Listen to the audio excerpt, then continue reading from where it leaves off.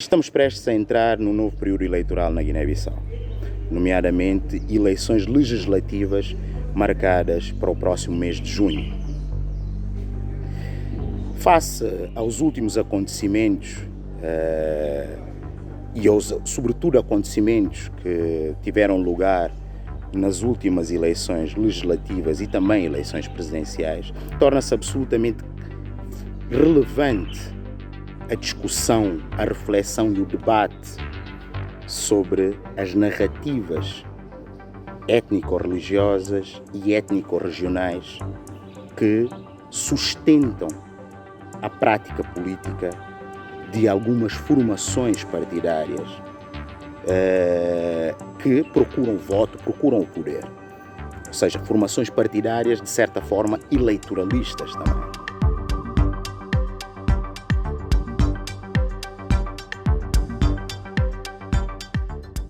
E por que isto é relevante agora? Por que é crítico? A Guiné-Bissau é um exemplo paradigmático em África de convivência sã entre as diversas etnias, entre as diferentes religiões. A própria criação da Guiné-Bissau enquanto nação fundamentou-se, como foi explicado por Amílcar Cabral, como foi explicado e que foi posto na prática e que acabou por originar a nossa independência e definiu o percurso, o trilho que deveríamos seguir na construção de um país, que é a Guiné-Bissau. E esses fundamentos, essas definições, assentam em dois aspectos-chave. Unidade e luta, como foi definido por Amílcar Cabral. Unidade porque temos que nos unir para lutar contra qualquer forma de dominação. Luta porque temos que lutar muito para nos mantermos unidos. Isto deriva de um conhecimento sociológico muito particular. A Guiné-Bissau não era Guiné-Bissau antes da independência. A Guiné-Bissau era um território que tinha povos, várias etnias. E a construção da Guiné-Bissau enquanto nação precisa dessa unidade, senão não é Guiné-Bissau. Ou seja, o que eu quero dizer com isto é que a Guiné-Bissau é uma invenção da luta de libertação nacional, é uma invenção de um ideal de construção de nação que alimentou todo o nosso percurso até aqui. Quando nós integramos narrativas divisionistas, narrativas regionalistas, nós corremos o risco de deixar de ter a Guiné-Bissau. Nós corremos o risco de passar a ter uma outra coisa. Deixamos de ser um país. E é neste sentido que é absolutamente urgente o debate e a compreensão destas tendências que agora têm marcado o nosso cenário político.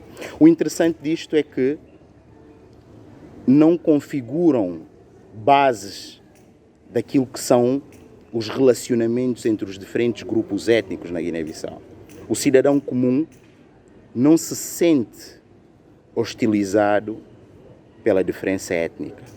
O cidadão comum não se sente manifestamente superior em função de diferenças étnicas. Há uma convivência sã entre as pessoas, entre os cidadãos comuns. Mas ao nível de algumas lideranças políticas, há o galvanizar, observa-se aqui um galvanizar destas narrativas com o intuito de implementar um princípio básico de dominação, nomeadamente dividir para reinar. E isto é interessante compreender e torna-se urgente compreender e impõe de seguida duas questões-chave. Porquê? E para quê? Se a sociedade em geral, nas suas relações de sociabilidade, não manifesta animosidade em termos de diferenças étnico-religiosas ou de diferenças étnico-regionais, o porquê de aparecerem algumas lideranças partidárias e algumas estruturas partidárias a cimentarem uma narrativa e uma prática política que visa a divisão da nação guineense. E eu acho que este é que é o ponto essencial do debate. Porquê?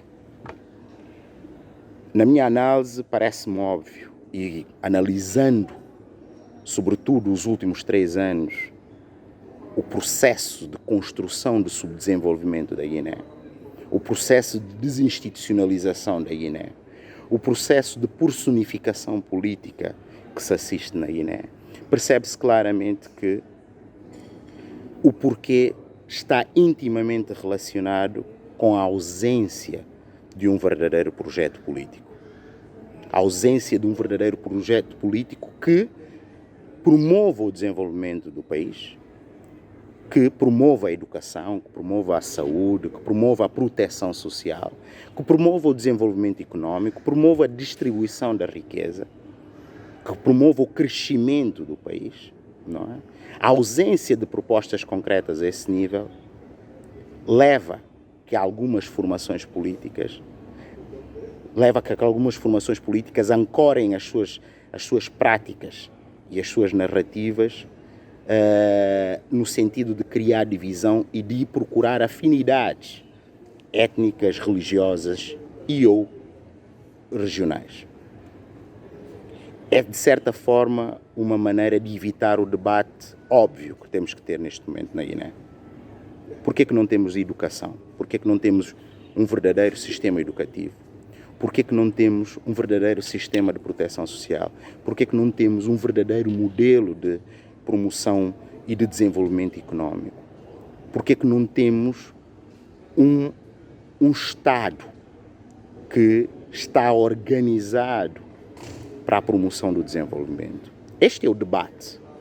Este é o debate e esta é a inquietação. O cidadão comum quer saber como é que vai ter saúde, como é que vai ter educação. Mas quando não há um projeto político para responder a estas questões, a alternativa passa por ir procurar afinidades étnicas, religiosas e regionais. Neste quadro, parece óbvio que, e aí vamos para o para quê, que a luta de algumas formações políticas em cimentarem e institucionalizarem essas narrativas e práticas divisionistas visa somente a obtenção do poder e a manutenção do poder. Poder pelo poder, não o poder para fazer alguma coisa, não o poder para transformar a realidade e as condições de existência dos guineenses. Perante este facto, e aqui é que a análise se torna relevante em termos de perspectivas de desenvolvimento, torna-se urgente que se enfrente esse risco divisionista, que se enfrente este risco etnicista, este risco de diferenciação e de estigmatização religiosa, este risco de divisionismo regionalista. Torna-se urgente que todos os segmentos da Guiné-Bissau se mobilizem na defesa da integridade do conceito de nação da Guiné-Bissau, que é basicamente um povo constituído por vários povos. Um povo que não é povo se não tiver os seus vários povos. E os vários povos que não serão povos integrados se não se integrarem num único povo. Esta é que é a força da Guiné-Bissau, estes é que são os fundamentos da criação da nação guineense.